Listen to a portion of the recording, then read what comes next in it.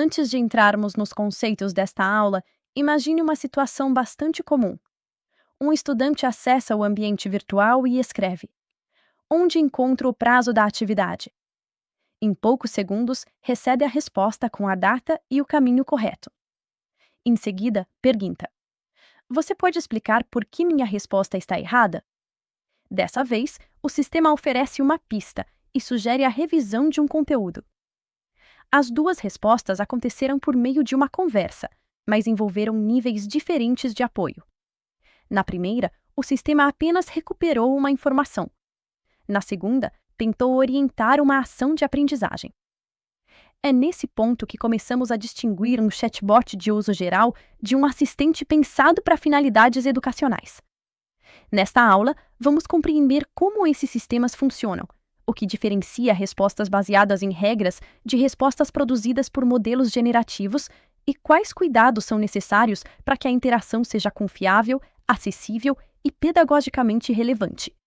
Também vamos observar que conversar com uma máquina pode transmitir uma sensação de proximidade e compreensão.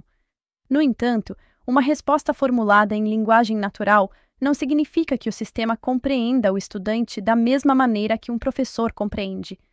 Para avançarmos com clareza, precisamos começar pelo elemento mais visível desses recursos, a interface de conversação que caracteriza os chatbots. Um chatbot é um sistema que interage com o usuário por meio de linguagem escrita ou falada. Em vez de navegar por vários menus, a pessoa formula uma pergunta e recebe uma resposta dentro de uma sequência de diálogo. Na educação, essa interface pode ser utilizada para responder perguntas frequentes, indicar materiais, orientar a navegação em um curso, apresentar exercícios, oferecer pistas e apoiar a organização dos estudos. A conversa torna o acesso mais direto, mas não garante por si só qualidade pedagógica. Um chatbot pode responder rapidamente e ainda assim apresentar uma informação inadequada, uma explicação confusa ou uma orientação que não corresponde aos objetivos da atividade. Por isso, o valor do recurso não está apenas em sua capacidade de conversar. Ele depende do problema que pretende resolver, das informações às quais tem acesso e da forma como suas respostas foram planejadas e avaliadas. Para compreender por que alguns chatbots são mais previsíveis e outros produzem respostas mais abertas, precisamos observar como essas tecnologias evoluíram e quais mecanismos utilizam para construir o diálogo. Os primeiros chatbots funcionavam principalmente com regras, palavras-chave e respostas previamente cadastradas. Quando o usuário escrevia determinada expressão, o sistema procurava uma correspondência e apresentava uma resposta definida com antecedência. Esse funcionamento possui uma vantagem importante: o comportamento tende a ser mais previsível. Se as perguntas e respostas foram bem organizadas, o sistema permanece dentro do escopo previsto e reduz o risco de inventar informações. Ao mesmo tempo, um chatbot baseado apenas em regras pode ter dificuldade para reconhecer diferentes maneiras de formular a mesma pergunta. Uma pequena variação na escrita pode impedir que ele encontre a resposta adequada. Sistemas mais recentes podem incorporar processamento de linguagem natural, aprendizagem de máquina e modelos generativos. Com isso, tornam-se capazes de interpretar formulações variadas e produzir respostas mais flexíveis e contextualizadas. Essa flexibilidade amplia as possibilidades de interação, mas também traz novos riscos. Um modelo generativo pode apresentar informações incorretas com linguagem convincente, criar referências inexistentes ou responder além do conteúdo para o qual deveria oferecer apoio. É justamente essa combinação entre possibilidades e limites que nos leva ao conceito mais amplo de assistente educacional. Um assistente educacional é uma aplicação projetada para apoiar tarefas de ensino, aprendizagem ou atendimento acadêmico. Ele pode utilizar uma interface de conversa, mas sua atuação não precisa se limitar ao diálogo. Um assistente pode organizar lembretes, recomendar materiais, acompanhar etapas de um projeto, transformar conteúdos em formatos acessíveis, recuperar informações de uma base institucional ou apoiar o professor na preparação de atividades. Assim, podemos dizer que o chatbot descreve principalmente a forma de interação, enquanto o assistente educacional é definido pela finalidade e pelo conjunto de ações que realiza. Um chatbot pode integrar um assistente, mas nem todo assistente funciona exclusivamente como chatbot. Essa diferença é importante porque uma interface moderna pode chamar atenção, mas não substitui uma finalidade educacional bem definida.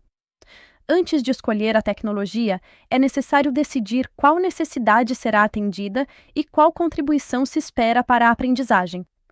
Quando colocamos a finalidade no centro da decisão, o próximo passo é delimitar o público, o conteúdo e o alcance das orientações que o assistente poderá oferecer.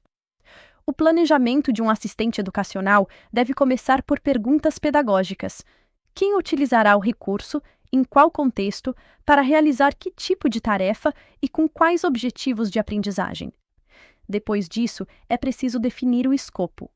Um assistente pode ser criado para esclarecer procedimentos de uma disciplina, apoiar a resolução de problemas, indicar materiais de revisão ou orientar etapas de um projeto. Quanto mais claro for o escopo, mais fácil será avaliar a qualidade das respostas. Também é necessário selecionar as fontes que comporão a base de conhecimento. Conteúdos institucionais, materiais didáticos e referências validadas ajudam a manter as respostas alinhadas ao curso e reduzem a dependência de informações genéricas ou não verificadas.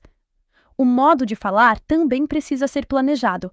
A linguagem deve ser adequada ao público, respeitosa, clara e compatível com a complexidade do conteúdo. Em alguns casos, o sistema precisará explicar um conceito. Em outros, apenas indicar onde a informação pode ser encontrada. Além disso, o desenho deve prever perguntas não antecipadas. O estudante pode escrever com abreviações, cometer erros de digitação, combinar vários assuntos ou solicitar algo fora da finalidade do assistente. Delimitar o que o sistema pode responder é fundamental, mas também precisamos pensar em como ele deve apoiar o estudante sem realizar toda a atividade em seu lugar. Um assistente educacional não precisa entregar imediatamente uma resposta completa. Em muitas situações, o melhor apoio é aquele que ajuda o estudante a compreender a tarefa e avançar gradualmente. Esse apoio pode ser organizado em níveis. Primeiro, o sistema esclarece o que está sendo solicitado.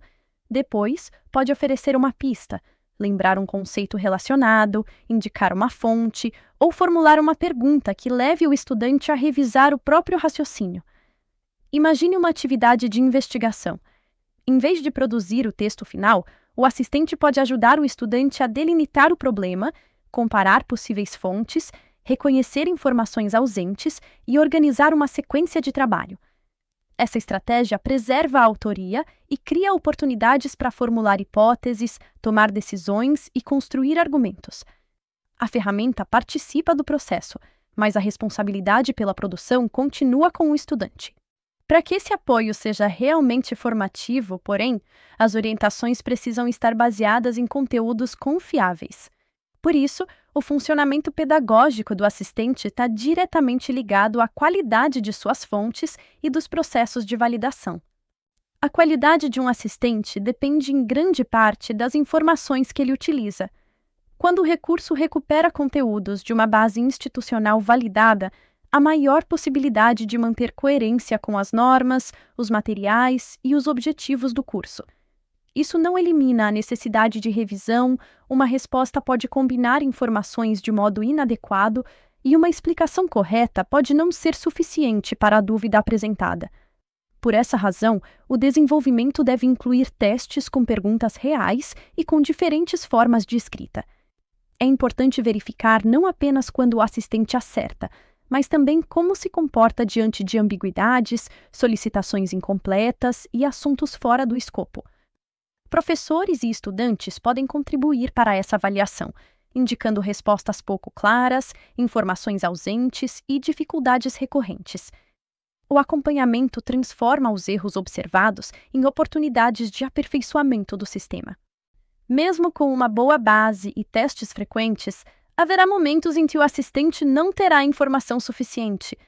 A forma como ele reage nesses casos é um dos principais critérios para avaliar seu uso responsável. Quando não possui informação suficiente, um assistente responsável não deve criar uma resposta apenas para manter a conversa. Ele precisa reconhecer o limite, comunicar a incerteza e indicar uma fonte ou um canal adequado de atendimento.